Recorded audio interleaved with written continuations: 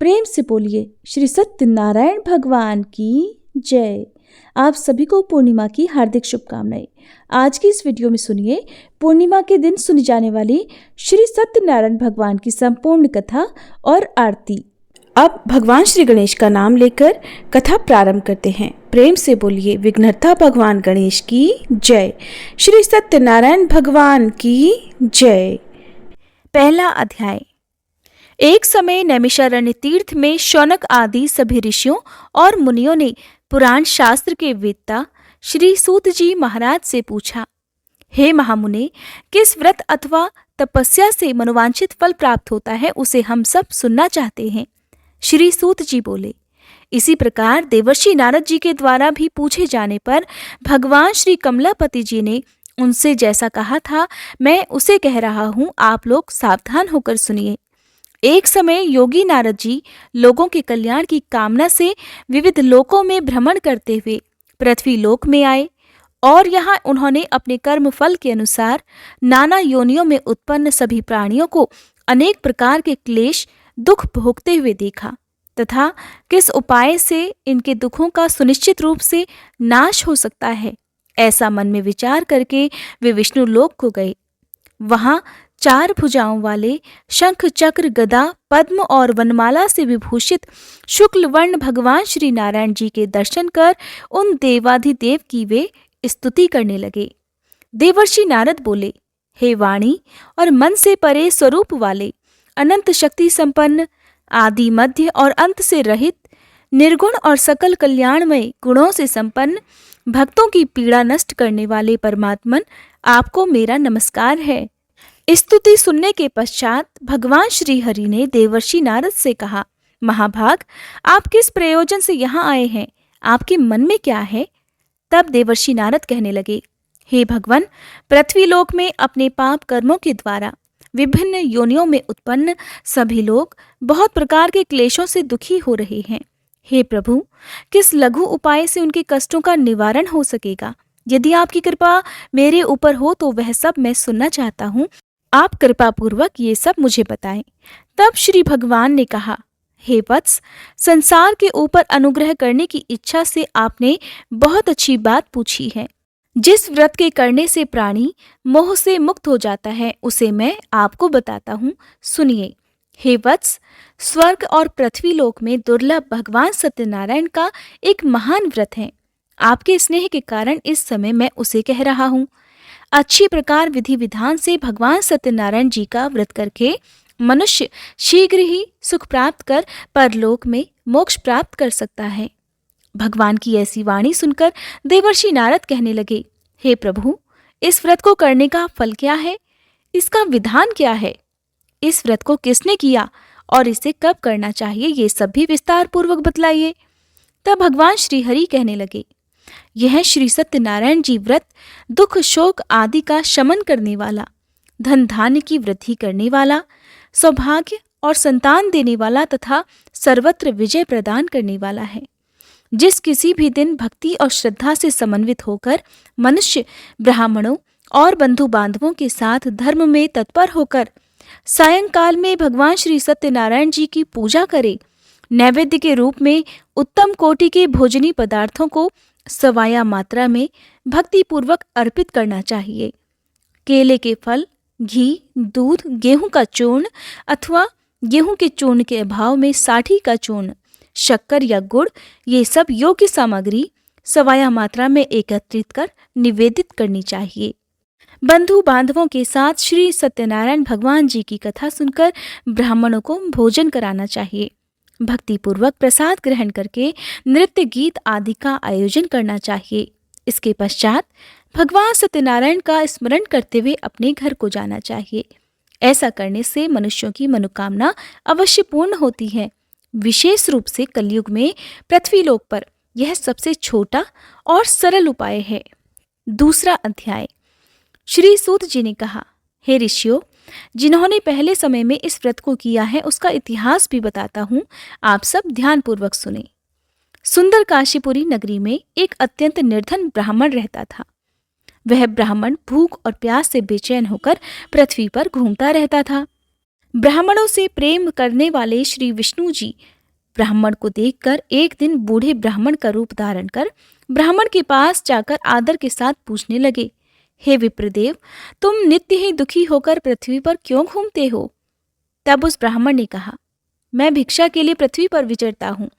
हे भगवान, यदि आप इससे छुटकारा पाने का कोई उपाय जानते हो तो कृपा कर मुझे बताएं। वृद्ध ब्राह्मण का रूप धारण किए श्री विष्णु जी ने कहा, हे ब्राह्मण, श्री सत्यनारायण भगवान मनोवांछित फल देने वाले हैं, इसलिए तुम उनका पूजन करो। इससे मनुष्य सब दुखों से मुक्त हो जाता है। ब्राह्मण को व्रत का सारा विधान बताकर बूढ़े ब्राह्मण का रूप धारण करने वाले श्री भगवान जी अंतर्ध्यान हो गए। जिस व्रत को वृद्ध ब्राह्मण ने बताया है, मैं उसे अवश्य करूंगा, ऐसा निश्चय कर वह ब्राह्मण घर चला गया। अगले दिन वह जल्दी उठा और श्री सत्यनारायण जी का व्रत करने का निश्चय कर भिक्षा मांगने के लिए चल दिया। उस दिन उसको भिक्षा में बहुत सारा धन मिला, जिससे उसने पूजा का सामान खरीदा और घर आकर अपने बंधु बांधवों के साथ श्री सत्यनारायण जी का व्रत किया। ऐसा करने से वह ब्राह्मण सब दुखों से छूटकर अनेक प्रकार की सुख समृद्धियों से युक्त हुआ। तभी से वह ब्राह्मण हर मास यह व्रत करने लगा। इसी प्रकार श्री सत्यनारायण जी के व्रत को जो शास्त्र विधि के अनुसार करेगा, वह सब पापों से मुक्त होकर मोक्ष को प्राप्त हो जाएगा। आगे भी जो मनुष्य पृथ्वी पर श्री सत्यनारायण जी का व्रत करेगा, वह सब दुखों से छूट जाएगा। इस तरह नारद जी से सत्यनारायण भगवान का कहा हुआ व्रत मैंने आपसे कहा। तब ऋषियों ने कहा, हे मुनीश्वर, संसार में इस विप्र से सुनकर किस किसने इस व्रत को किया, यह भी हम सब सुनना चाहते हैं।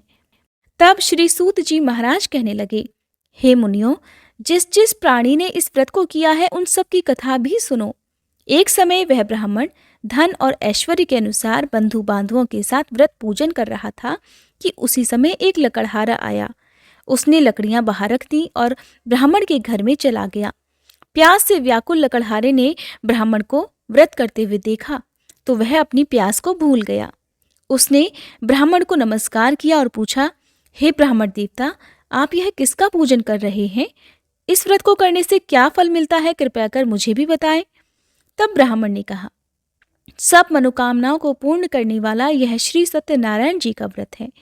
इनकी ही कृपा से मेरे यहाँ धन धान्य आदि की वृद्धि हुई है। विप्र से इस व्रत के बारे में जानकर वह लकड़हारा बहुत प्रसन्न हुआ। भगवान का चरणामृत लेकर और भोजन करने के बाद वह अपने घर को चला गया। अगले दिन लकड़हारे ने अपने मन में निश्चय किया कि आज गांव में लकड़ी बेचने से जो भी धन मिलेगा, मैं उसी से भगवान सत्यनारायण का उत्तम व्रत करूंगा। ऐसा मन में विचार कर वह लकड़हारा लकड़ियां लेकर अपने सिर पर रखकर जिस नगर में धनवान लोग रहते थे, वहां चला गया। उस दिन लकड़हारे को लकड़ियों के बदले चौगुने दाम मिले। अब वह बूढ़ा लकड़हारा बहुत प्रसन्न होकर पके केले, शक्कर, शहद, घी, दूध, दही और गेहूं का चूर्ण इत्यादि श्री सत्यनारायण भगवान के व्रत की सभी सामग्री लेकर अपने घर आ गया। फिर उसने अपने बंधु बांधवों को बुलाकर विधि विधान के साथ भगवान की पूजा और व्रत किया। उस व्रत के प्रभाव से वह बूढ़ा लकड़हारा धन, पुत्र आदि से युक्त हुआ और संसार के समस्त सुख भोगकर वैकुंठ को चला गया। तीसरा अध्याय। श्री सूत जी ने कहा, हे श्रेष्ठ मुनियों, अब एक और कथा कहता हूँ। पूर्व काल में उल्कामुख नाम का एक बुद्धिमान राजा था। वह सत्य वक्ता और जितेंद्रिय था। प्रतिदिन मंदिरों में जाता और गरीबों को धन देकर उनके कष्ट दूर किया करता था। उसकी पत्नी सुंदर और सती साध्वी थी। भद्रशिला नदी के तट पर उन दोनों ने श्री सत्यनारायण भगवान जी का व्रत किया। साधु नामक एक वैश्य राजा को व्रत करते देखकर उनसे पूछने लगा, हे राजन, भक्ति युक्त मन से आप यह क्या कर रहे हैं? मेरी सुनने की इच्छा है। तब महाराज उल्कामुख ने कहा, हे साधु वैश्य, मैं अपने बंधु बांधवों के साथ संतान प्राप्ति के लिए महाशक्तिमान सत्यनारायण भगवान जी का व्रत और पूजन कर रहा हूँ। तब उसने कहा, हे राजन, मुझे भी इस सब का विधि विधान बताइए। मैं भी आपके कहे अनुसार इस व्रत को करूँगा। मुझे कोई संतान नहीं है और मुझे विश्वास है कि इससे निश्चय ही मेरे यहाँ भी संतान होगी। राजा से सब विधान सुनकर व्यापार से निवृत्त होकर वह वैश्य खुशी खुशी अपने घर आ गया। वैश्य ने अपनी पत्नी लीलावती से संतान देने वाले उस व्रत का समाचार सुनाया और निश्चय किया कि जब हमारे यहाँ संतान होगी तब मैं भी इस व्रत को करूंगा। एक दिन उसकी पत्नी लीलावती सांसारिक धर्म में प्रवृत्त होकर गर्भवती हो गई। उसने एक सुंदर कन्या को जन्म दिया। कन्या का नाम कलावती रखा गया। इसके बाद लीलावती ने अपने पति को याद दिलाया कि आपने जो भगवान का व्रत करने का संकल्प लिया था, अब आप उसे पूरा कीजिए। साधु वैश्य ने कहा, हे प्रिय, मैं कन्या के विवाह पर इस व्रत को अवश्य करूंगा। इस प्रकार अपनी पत्नी को आश्वासन देकर वह व्यापार करने चला गया। काफी दिनों के बाद वह लौटा तो उसने नगर में सखियों के साथ अपनी पुत्री को खेलते देखा। वैश्य ने तुरंत कलावती के लिए कोई सुयोग्य वर की तलाश की। कंचन नगर के एक सुयोग्य वणिक पुत्र से अपने बंधु बांधवों सहित प्रसन्न मन से अपनी पुत्री का विवाह उसके साथ कर दिया। वैश्य विवाह के समय भी सत्यनारायण भगवान का व्रत करना भूल गया। इस पर श्री सत्यनारायण भगवान की लीला हुई। अपने कार्य में कुशल साधु नामक वैश्य अपने जमाता सहित नाव को लेकर व्यापार करने के लिए समुद्र के समीप स्थित रत्नसारपुर नगर में गया। दोनों ससुर और जमाई राजा चंद्रकेतु के नगर में व्यापार करने लगे। एक दिन भगवान सत्यनारायण की माया से प्रेरित एक चोर राजा का धन चुराकर भागा जा रहा था। राजा के दूतों को अपने पीछे आते देखकर चोरों ने घबराकर राजा के धन को उनकी नाव में रखा और भाग गए, जहां ससुर और जमाई थे। राजा के दूतों ने जब धन को उनकी नाव में रखा देखा तो पकड़कर राजा के पास जाकर कहने लगे, महाराज, हम ये 2 चोर पकड़कर लाए हैं, आप आज्ञा दीजिए। राजा ने कारागार में डालने की आज्ञा दे दी।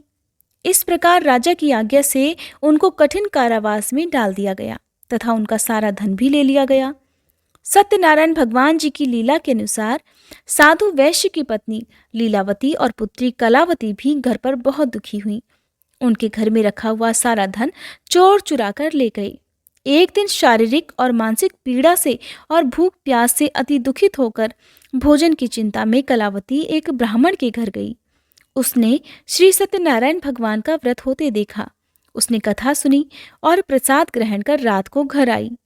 तब माता ने कलावती से पूछा, हे पुत्री, तू अब तक कहाँ रही और तेरे मन में क्या है? तब कलावती कहने लगी, हे माता, मैंने श्री सत्यनारायण भगवान का व्रत होते देखा है। तब कलावती के वचन सुनकर लीलावती ने सत्यनारायण भगवान जी के पूजन की तैयारी की। उसने परिवार और बंधु बांधवों सहित मिलकर श्री सत्यनारायण भगवान जी का पूजन और व्रत किया और मनोकामना मांगी कि मेरे पति और दामाद शीघ्र ही घर लौट आए। साथ ही उसने प्रार्थना भी की कि हे प्रभु, हम सबके अपराध क्षमा कीजिए। श्री सत्यनारायण भगवान जी इस व्रत से संतुष्ट हो गए। उन्होंने राजा चंद्रकेतु को स्वप्न में दर्शन देकर कहा, हे राजन, जिन दोनों वैश्यों को तुमने बंदी बना रखा है वे निर्दोष हैं, उन्हें प्रातःकाल ही छोड़ देना। राजा से ऐसा कहकर भगवान अंतर्ध्यान हो गए। प्रातःकाल राजा चंद्रकेतु ने सभा में सभी को अपना स्वप्न सुनाया और सैनिकों को आज्ञा दी कि दोनों को कारागार से मुक्त कर सभा में लाया जाए। दोनों ने आते ही राजा को प्रणाम किया। तब राजा उनसे कहने लगा, हे महानुभावों, तुम्हें अज्ञानतावश ऐसा दुख प्राप्त हुआ है, अब तुम्हें कोई भय नहीं है, अब तुम दोनों मुक्त हो। ऐसा कहकर राजा ने उन्हें नए नए वस्त्र आभूषण दिए और उनका जितना धन लिया था उसे दोगुना कर उन्हें आदर और सम्मान से विदा कर दिया। इस प्रकार दोनों वैश्य अपने घर को चल दिए। 4था अध्याय। श्री सूत जी ने कहा, वैश्य और उसके जमाई ने मंगलाचार करके यात्रा आरंभ की और अपने नगर की ओर चल पड़े। थोड़ी ही दूर आगे बढ़े थे कि एक दंडी वेशधारी श्री भगवान जी उन्हें मिले और उनसे पूछने लगे, हे वैश्य, तेरी नाव में क्या है? अभिमानी वणिक हंसता हुआ कहने लगा, हे दंडी, आप क्यों पूछते हैं? क्या धन लेने की इच्छा है? मेरी नाव में तो बेल और पत्ते भरे हैं। वैश्य के कठोर वचन सुनकर दंडी रूप में भगवान ने कहा, तुम्हारा वचन सत्य हो। ऐसा कहकर वे वहां से कुछ दूर जाकर समुद्र के किनारे बैठ गए। दंडी महाराज के जाने के पश्चात वैश्य ने नित्य क्रिया से निवृत्त होने के बाद जब नाव को ऊंची उठी देखा तो बड़ी हैरानी हुई और नाव में बेलपत्ते आदि देखकर मूर्छित होकर जमीन पर गिर पड़ा। होश आने पर अत्यंत शोक प्रकट करने लगा। तब उसके जमाई ने कहा, पिताजी, आप शोक न करें, यह दंडी महाराज का ही श्राप है, अतः उनकी शरण में ही हमें चलना चाहिए, तभी हमारी मनोकामना पूरी हो सकेगी। जमाई के वचन सुनकर दंडी महाराज के पास पहुंचा और भक्तिभाव से उन्हें प्रणाम करके कहने लगा, हे प्रभु, मैंने जो आपसे असत्य वचन कहे थे उनके लिए मुझे क्षमा कर दीजिए। ऐसा कहकर वैश्य रोने लगा।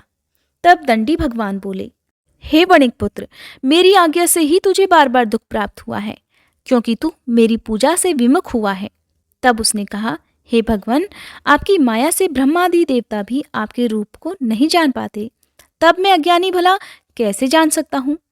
आप प्रसन्न होइए, मैं अपनी सामर्थ्य के अनुसार आपकी पूजा करूंगा। कृपया मेरी रक्षा कीजिए और पहले के समान मेरी नौका को धन से भर दीजिए।